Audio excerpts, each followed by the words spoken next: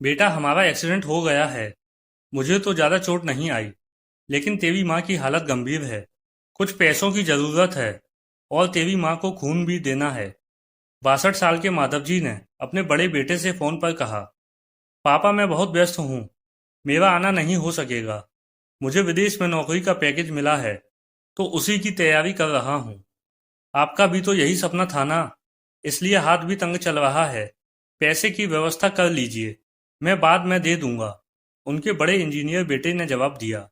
उन्होंने अपने दूसरे डॉक्टर बेटे को फोन किया, तो उसने भी आने से मना कर दिया। उसे अपनी ससुराल में शादी में जाना था। हाँ, इतना जरूर कहा कि पैसों की चिंता मत कीजिए, मैं भिजवा दूंगा। यह अलग बात है कि उसने कभी पैसे नहीं भिजवाए। उन्होंने मायूसी से फोन रख दिया। अब उस नालायक को फोन करके क्या फायदा? जब ये दो लायक बेटे कुछ नहीं कर रहे, तो वो नालायक क्या कर लेगा? उन्होंने सोचा और बोझिल कदमों से अस्पताल में पत्नी के पास पहुंचे और कुर्सी पर ढेर हो गए। पुरानी बातें याद आने लगी। माधव राय जी स्कूल में शिक्षक थे। उनके 3 बेटे और एक बेटी थी। बड़ा बेटा इंजीनियर और मंझला बेटा डॉक्टर था। दोनों की शादी बड़े घराने में हुई थी और अपनी पत्नियों के साथ अलग अलग शहरों में रहते थे। बेटी की शादी भी उन्होंने खूब धूमधाम से की थी। सबसे छोटा बेटा पढ़ाई में ध्यान नहीं लगा पाया था। 11वीं के बाद उसने पढ़ाई छोड़ दी और घर में ही रहने लगा। कहता था, मुझे नौकरी नहीं करनी, अपने माता पिता की सेवा करनी है। इसी बात पर मास्टर साहब उससे बहुत नाराज रहते थे। उन्होंने उसका नाम ही नालायक रख दिया था। दोनों बड़े भाई पिता के आज्ञाकारी थे, पर वह गलत बात पर उनसे भी बहस कर बैठता था। इसलिए माधव जी उसे पसंद नहीं करते थे।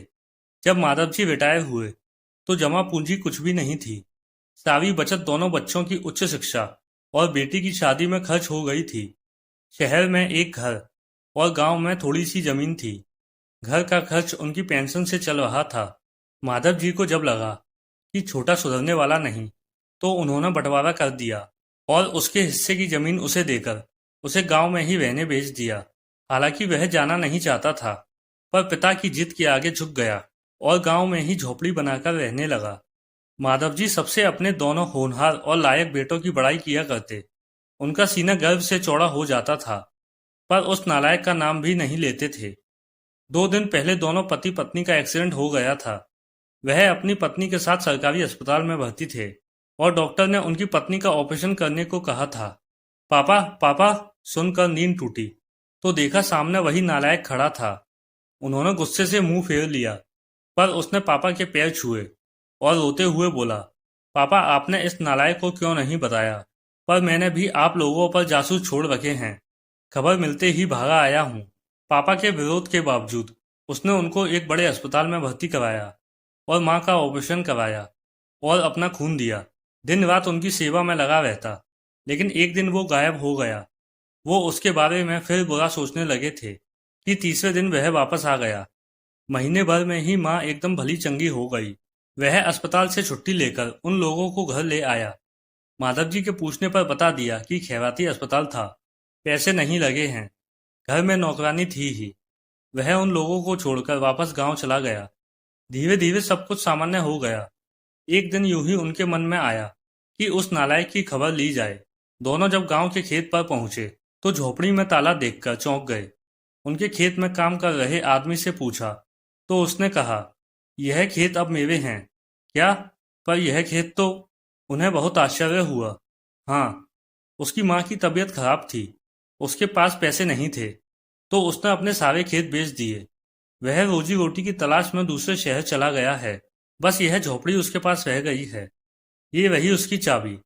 उस आदमी ने कहा। वह झोपड़ी में दाखिल हुए तो उस नालायक की याद आ गई। टेबल पर पड़ा लिफाफा खोल कर देखा, तो उसमें रखा अस्पताल का 9 लाख का बिल मिला।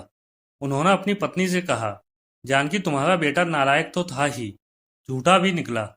अचानक उनकी आंखों से आंसू गिरने लगे और वह जोर से चिल्लाए, तू कहाँ चला गया नालायक? अपने पापा को छोड़कर एक बार वापस आ जा, फिर मैं तुझे कहीं नहीं जाने दूंगा। उनकी पत्नी के आंसू भी बहे जा रहे थे और माधव जी को इंतजार था अपने नालायक बेटे को अपने गले से लगाने का। सचमुच बहुत ही नालायक था वो।